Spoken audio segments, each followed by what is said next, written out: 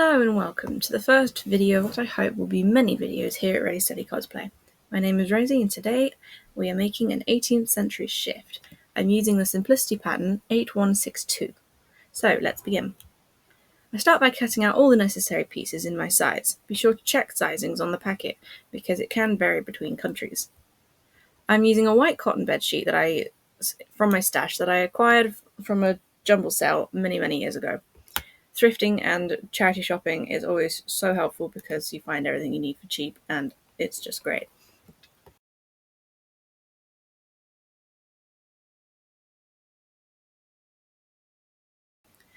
Make sure when you put your pattern on the fabric that you line it up and get it the right way around. For example, here I had to line up the edge onto the fold of the fabric. When you use a domestic pattern, check to see if it includes seam allowance. If it doesn't, make sure to add when you cut out your pieces. Luckily for me, the Simplicity pattern does have seam allowance included, so I didn't have to worry about it. And I also highly recommend using tailor's chalk.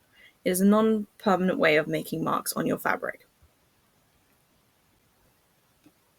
Make sure you cut out the right amount of each piece.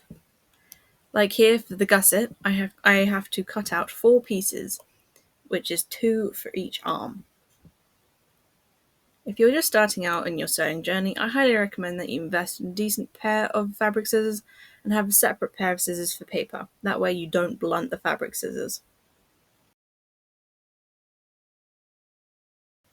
First thing I sew together is the shoulder seams of the front piece and the back piece.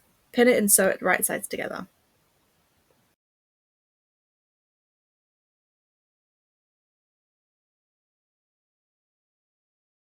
Then I get started on the sleeves. They are very simple. First you need to line up the gusset pieces and pin them to the fabric, as seen here. The gussets go to create an armpit. I had to cut a slightly larger piece for the arms because I have slightly larger arms from working out. So be sure to check your own measurements because obviously no one's built the same way.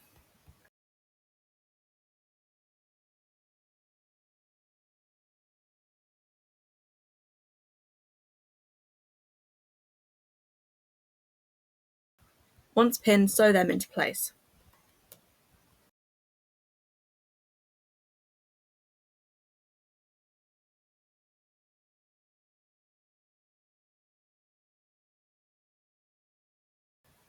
Next, the ruffle, which is done while being attached to the sleeve. I did a slight deviation from the actual pattern here because it required a few different extra steps that I just didn't think was necessary. So what I did was I tried it 2 different ways, and the easiest was to pin the front together, then the end, then the middle, and as I sewed between each section, I just pushed the fabric under the foot as I sewed, and it came out really even. Although sadly, you can't actually see what I'm doing because my hand is in the way. Please forgive me for all that, I'm still figuring out angles of the camera, but I'll get the hang of it.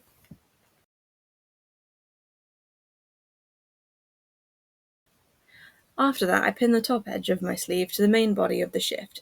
I mark with chalk the center of the sleeve so I can line it up and pin it to the shoulder seam. I pin the rest of the sleeve then after, right sides together. Do the same for the other side before you sew it. Then pin and sew the entire side seam with the sleeve included, which is basically the entire seam from the cuff to the hem of the bottom of the shift. It's just a one L shape. It's really easy.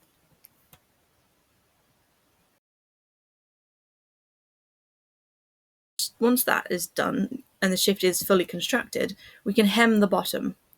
I am using an overlocking technique where I turn the edges on itself twice to hide the raw edge. I had to do this by hand. It takes a while doing it by hand, but there are overlocking foots. I just don't have one. I will hopefully get one soon.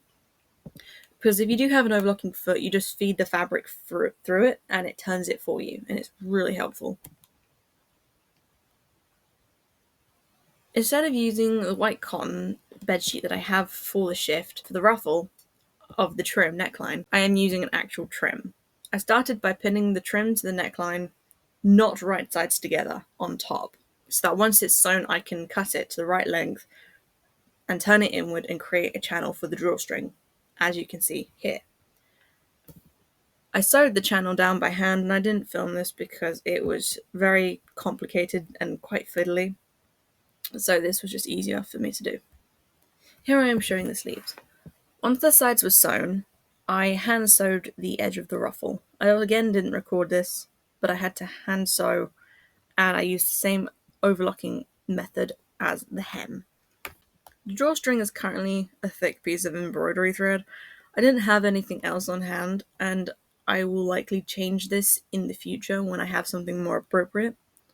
All I did here was loop it through a large needle, which I think is actually a leather sewing needle, and I just passed it through the channel like you would with everything like that. And that is it. The 18th century shift is completed. I also made a bum pad from the same simplicity pattern because it was a 3-in-1 pattern, but I didn't record this process, and I wish I did, so maybe in the future I'll do another one. But I will also be making a lot of other things.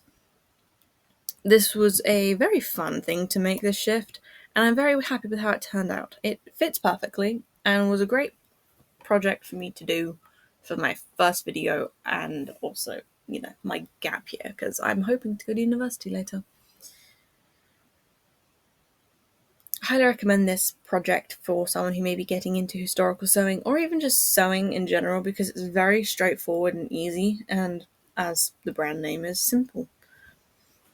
I hope you enjoyed this video, and please like and subscribe for more. I'm currently working on an 18th century state, as well as a cosplay of Vexalia from Vox Machina that should be uploaded soon.